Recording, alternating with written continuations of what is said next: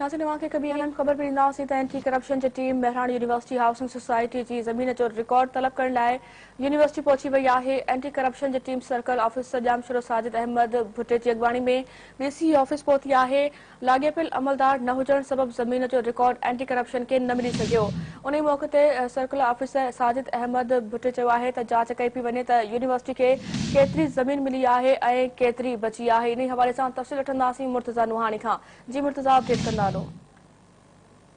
Mehran university cooperating housing society की ज़मीन जो रिकॉर्ड तलब करण लाइ टीम जो है सो मेहरान यूनिवर्सिटी पहुची वही है। एंटी करप्शन टीम पारा मेहरान यूनिवर्सिटी के वाइस चांसलर ऑफिस में पहुंची वाइस चांसलर से मुलाकात करे जो है सो रिकॉर्ड तलब किया उन मौके पर साजिद भुट्टो इंस्पेक्टर अब्दुल सत्तार चांडियो बया जो है सो एंटी करप्शन टीम के अगवान मौजूद हुआ। यूनिवर्सिटी की ज़मीन के मामलन से लागापियल अमलदार रजिस्ट्रार डायरेक्टर स्टेट न हुजण करे जो है सो एंटी करप्शन के रिकॉर्ड जो है सो ज़मीन जो मिली सको है।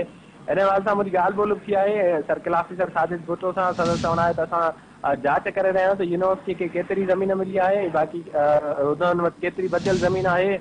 असांखे मालूम थियो आहे त 2000 एकड़ जेको आहे सो यूनिवर्सिटी जी ज़मीन आहे जंहिंखां 1700 में यूनिवर्सिटी अॾियल आहे ऐं 300 एकड़ ज़मीन जेको आहे सो मुलाज़िमनि लाइ रखी आहे जेका बक़ाया 300 एकड़ ज़मीन कोऑपरेटिंग हाउसिंग सोसाइटी लाइ बचियल आहे उन ते का अॾावत थी आहे उहा ज़मीन हिन वक़्तु ताईं यूनिवर्सिटी जे कब्ज़े हेठि आहे या ॿिए कंहिंजो कब्ज़ो आहे या उन में गैर कानूनी तौर ते का अलॉटमेंट थी आहे उन्हनि बाबति जांच कई थी वञे ऐं जेको आहे so anti corruption team record तलब कियो आहे पर अमलदार न हुजण सबबि रिकॉर्ड न मिलियो आहे।